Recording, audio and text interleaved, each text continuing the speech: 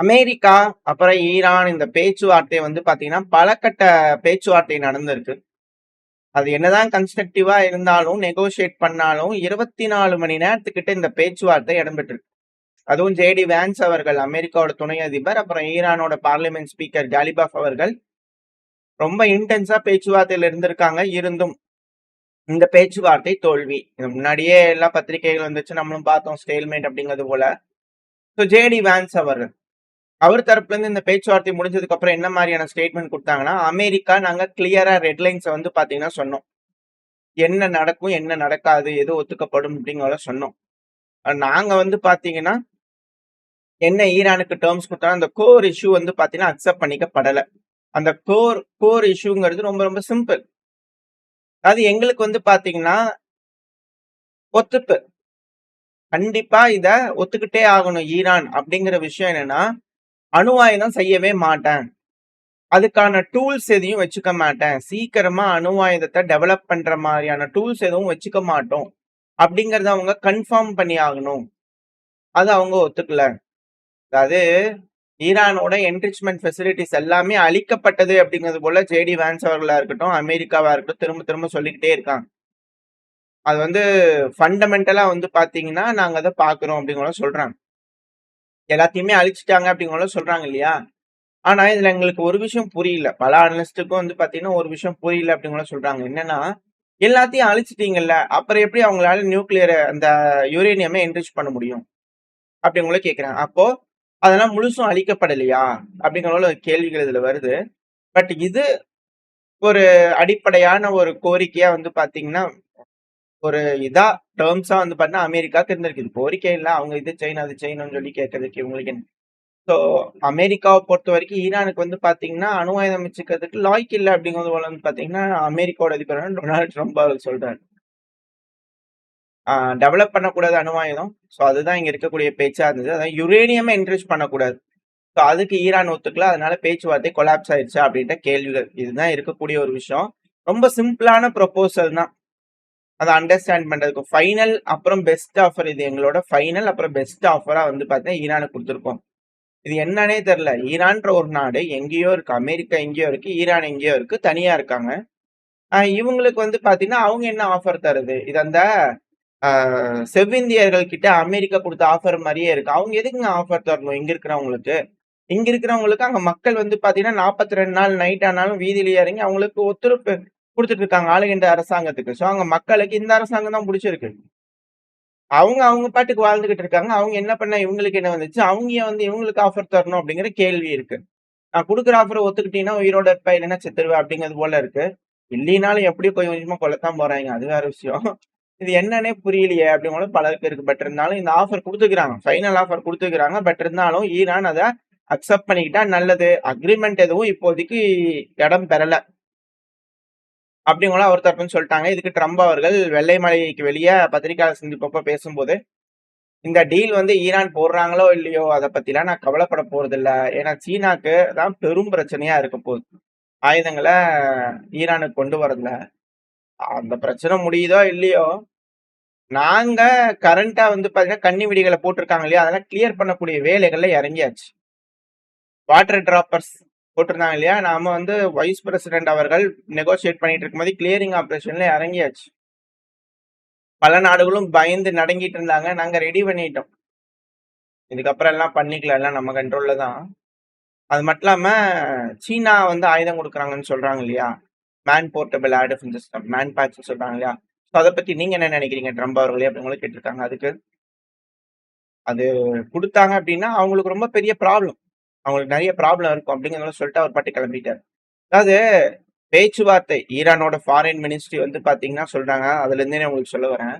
ஈரானோட foreign மினிஸ்டரான spoke person பைஜி அவர்கள் வந்து பாத்தீங்கன்னா என்ன சொல்லிக்கிறாங்க, இந்த நெகோசியேஷன் 40 நாள் கழிச்சு நடந்திருக்கு. அது எங்க மேல ஒரு போரை துணிக்கப்பட்டு 40 நாள் கழிச்சு இது போல ஒரு அட்மாஸ்பியர் வந்து பாத்தீங்கன்னா உருவாக்கும் போது அது கண்டிப்பா நம்பகத்தன்மை இல்லாமையும் சந்தேகத்துக்குட்பட்ட ஒரு பேச்சுவார்த்தையா தான் நாங்க பார்த்தோம். நல்லா புரிஞ்சுக்கோங்க. சந்தேகத்துக்கு சஸ்பீசியஸ் அப்படிங்கிற வேர்ட் அவர் யூஸ் பண்ணியிருக்காரு. ஸோ இதுல என்ன அப்படின்னா, இந்த பேச்சுவார்த்தை நடந்துட்டு இருக்கும்போது அமெரிக்கா அவங்களால முடிஞ்ச அளவுக்கு இந்த பெர்ஷியன் கல்ஃப்குள்ள வந்து எந்த இடத்துல கண்ணிவெடிகள் இருக்கு, என்ன மாதிரி இருக்கு, எப்படி பேட்டர்ன் போட்டிருக்காங்கன்ற அந்த மேப்பிங் பண்ணிட்டு போயிருக்காங்க அமெரிக்கா. இதுதான் வந்து பாத்தீங்கன்னா இதுல இருக்கக்கூடிய ஒரு பாயிண்ட். இதை ஏமாத்துறதுக்காக தான் இது போல செஞ்சிருக்காங்க அப்படிங்கிறது கிளியரா தெரிஞ்சிருச்சு. ஏன்னா போர் நடந்துட்டு இருக்கும்போது இந்த அளவுக்கு க்ளோஸா வந்தாங்கன்னா தாக்கப்பட்டிருக்கும். ஈரான் வார்னிங் கொடுக்குற வரைக்கும் வந்து பாத்தீங்கன்னா அந்த டைம் வரைக்கும் அமெரிக்காக்கு இருந்திருக்கு. லாஸ்ட் செகண்ட்ல ரிட்டர்ன் போயிருக்காங்க அப்படிங்கறத புரிஞ்சுக்கலாம். ஓரளவுக்கு மேப்பிங் நடந்திருக்கலாம். இது சிக்கல் தான் ஈரானுக்கு. இது எப்படி இதுக்கப்புறம் இதை கையாள போறாங்க அப்படிங்கிறது பார்க்கணும்.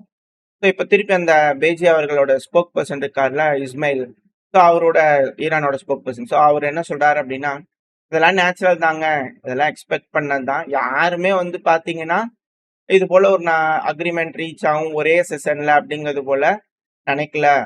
ஆரம்பத்திலேயே வந்து பாத்தீங்கன்னா யாருமே எக்ஸ்பெக்ட் பண்ண கிடையாது. சும்மா போய் உட்காந்து ஒரு தடவை பேசுறதுல எல்லாம் ஆரம்பிச்சோடனே எல்லாம் முடிஞ்சிடும் அப்படிங்கிறது போல யாருமே எக்ஸ்பெக்ட் பண்ண கிடையாது.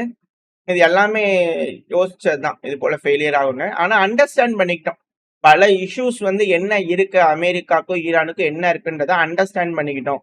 2ல இருந்து 3 டாபிக்ஸ் வந்து பாத்தீங்கன்னா நல்லா பேசணும், பேச்சு இருந்துச்சு. ஆனா பல கருத்து வேறுபாடுகள் இருந்தது. அதனால அல்டிமேட்டா வந்து பாத்தீங்கன்னா பேச்சுவார்த்தை நல்லபடியா ஒரு அக்ரிமெண்ட்ல முடிவடையல.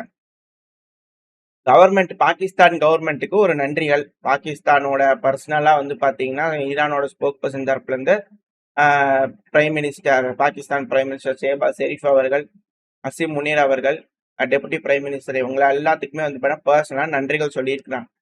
இப்ப அடுத்தது பாகிஸ்தானோட ஃபாரின் மினிஸ்டர் இஷிக் தார் அவர்கள் இருக்காரு இல்லையா, அவர் வந்து என்ன ஸ்டேட்மெண்ட் கொடுத்துக்கிறாருன்னா, ஜேடி வான்ஸ் அவர்கள் பேசினதுக்கு அப்புறமா ஈரானுக்கும் அமெரிக்காவுக்கும் நடுவுல பேச்சுவார்த்தைகள் ஃபெயிலியர் ஆயிடுச்சு. ஆனா நாங்க நன்றியோட இருப்போம். இருதரப்புலையும் எங்களை ரெகக்னைஸ் பண்ணி இந்த ஒரு பிளாட்ஃபார்ம் நாங்க உருவாக்கி கொடுத்த பிளாட்ஃபார்முக்கு நீங்க அமைதி ஏற்படுத்தலான்னு வந்ததுக்கு ரொம்ப ரொம்ப நன்றி. நாங்க தொடர்ந்து இது போல பேச்சுவார்த்தைகள் பண்றதுக்கான விஷயங்களை ஏற்படுத்திக்கிட்டே இருப்போம். இருதரப்புலையும் அழுத்தங்கள் கொடுத்துட்டே இருப்போம். வந்து பேசிக்கிட்டே இருக்கலாம் அப்படிங்கிறது போல பாகிஸ்தான் வந்து பாத்தீங்கன்னா நன்றிகள் சொல்ல. அதுக்கப்புறம் டெலிகேஷன்ஸ், அமெரிக்காவோட டெலிகேஷன்ஸ் இஸ்லாமாபாத் விட்டு கிளம்பிட்டாங்க. எந்த ஒரு அக்ரிமெண்ட்டும் ஒப்பந்தம் செய்யப்படல. பட் ஆனா சில விஷயங்கள் பேசியிருக்கிறாங்க. டீல் வந்து பாத்தீங்கன்னா ஈரான் கிட்ட இருக்கு. அதை அக்செப்ட் பண்ணிக்குவாங்களா மாட்டாங்களா அப்படிங்கிறதுக்கான வெயிட் இருக்கு. இதுல என்ன ஒரு வேடிக்கை அப்படின்னா, பாகிஸ்தான் வந்து பாத்தீங்கன்னா ஒரு விஷயத்த சொல்லிக்கிறாங்க. அமெரிக்கா தான் வந்து பாத்தீங்கன்னா பேட்ரோல் பண்றதுக்கு உடலையே. அமெரிக்கா ஜாயிண்டா இந்த ஸ்ட்ரைட் ஆஃப் ஹார்மோஸ்க்கு வந்து பாத்தீங்கன்னா ஒத்துக்கலையே.